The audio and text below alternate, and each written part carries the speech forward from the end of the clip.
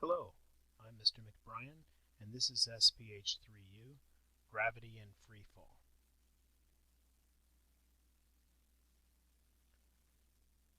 Today we're going to talk about acceleration due to Earth's gravity. And of course, this is something with which we're all rather familiar. None of you so much as me.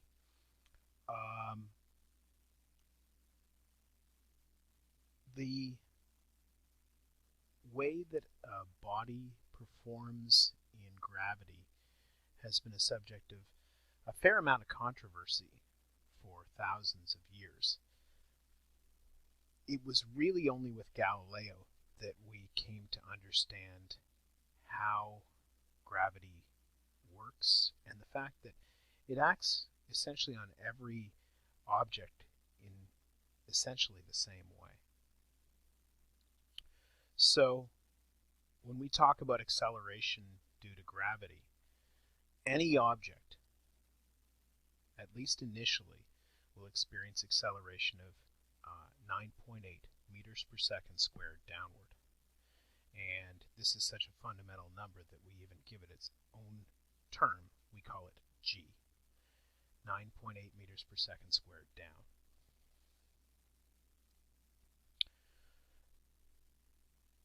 It may seem counterintuitive, but even objects that are going up are experiencing this acceleration.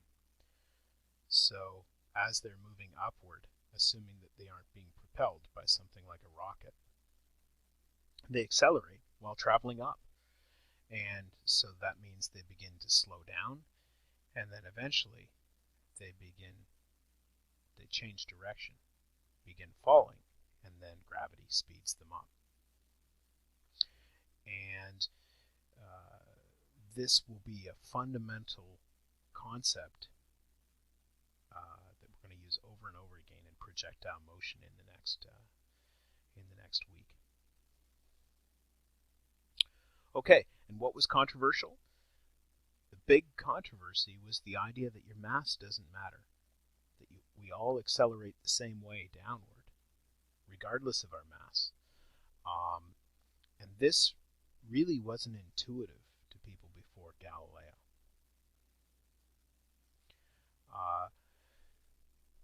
So he hypothesized that in the absence of air friction, a hammer and a feather would fall at the same rate. And eventually we got to prove this. So feel free to pause this movie and go to YouTube and have a look at the video of the hammer and feather dropping on the moon. And you see that they do indeed fall at the same rate, provided, of course, that you believe that we actually went there. Okay, so why on earth do a hammer and a feather fall at different rates? Well, the answer is one slowed by atmospheric drag much more than the other. And it's worth actually having a quick discussion about drag. You won't be tested on this, but we can see that the reason why drag is so much greater on the feather than it is on the hammer. So the drag force is a function of the density of the atmosphere, obviously the same for the hammer and the feather. The relative speed of the object, again, the same, but we can revisit that speed in a second. The area of the object, and there's where we get into something interesting, and the drag coefficient. And so it's those two terms that cause the feather to slow down so much quicker. But notice that drag is proportional to the square of the speed of the object. This is an interesting point, because what that means is when those objects are moving very, very slowly, they actually fall at the same rate. So if we measured the rate of falling of a feather and a hammer right at the very beginning of the experiment, they would fall at the same rate. Then, as they speed up, the friction term takes over and begins to affect their relative rates. And one special term is worth discussing briefly in sharp contrast to this movie.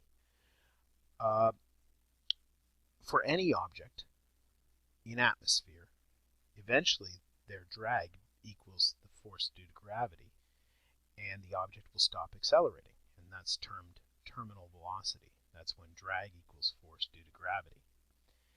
And every object has a terminal velocity.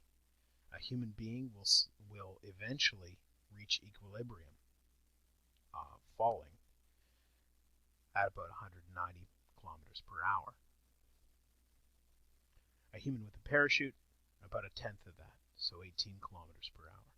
And a dandelion seed, 0.5 meters per second. Something worth noting is that that terminal velocity concept means that any organism smaller than a mouse essentially can't die of a fall. So terminal velocity is slow enough for those creatures due to the fact that their mass and surface area ratio is so much larger. Surface area to mass is so much larger for those creatures than for us, that their terminal velocity is much slower, and a fall will not kill a mouse.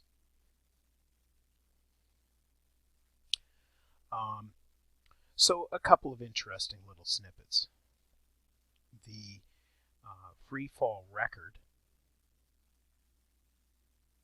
was set in 1960 by Joe Kittinger. He broke the sound barrier falling from a high altitude balloon. So why did he not hit terminal velocity so much quicker? Well, that we go back to our drag term, and the air is so much thinner up there that he could break the sound barrier.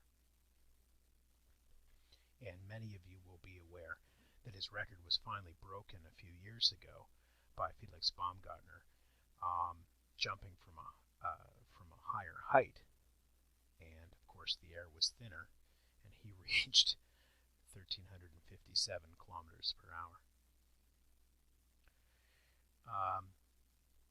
Of course, neither of them have anything on Vesna Vulović, who fell out of an airplane over the Czech Republic, and she fell through the roof of a barn and actually survived falling from about 10 kilometers in a remarkable feat. Okay, so we talked a little bit about g-forces, and we mentioned that acceleration due to gravity has its own term. So 9.8 meters per second squared, we can call that 1g as a non-SI unit. And we can convert back and forth between those terms. So 49 meters per second squared, we can say that's 5 g's.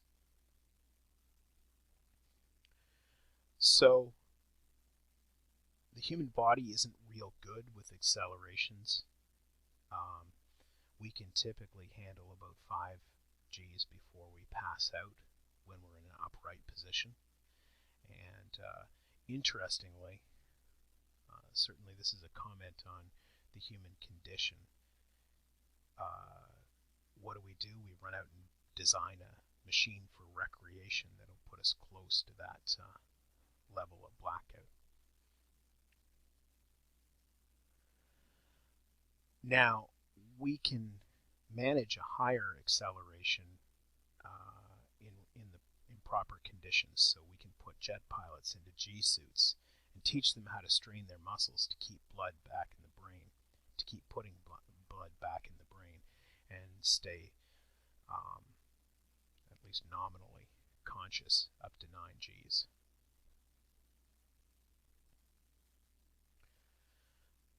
However, turn someone upside down, and they're not going to handle nearly the same level of acceleration. So upside down, we tend to pass out in the -2 to -3 G range. And we have the pleasant experience of having capillaries in our eyes bursting.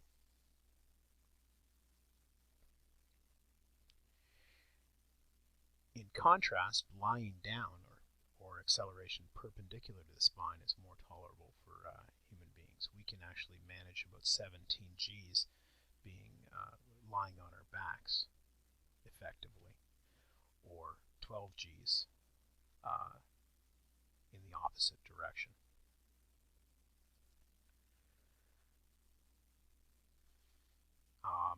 If any of you are looking to set a record, I wouldn't recommend it. Back when they were doing a lot of experiments around these kinds of things, Colonel John Stapp actually was in a rocket sled and experienced 46.2 Gs. I doubt he was very comfortable during that. And unintentionally notable is David Purley, who crashed his Formula One racing car, and they've estimated that he experienced 178 Gs over 66 seconds. So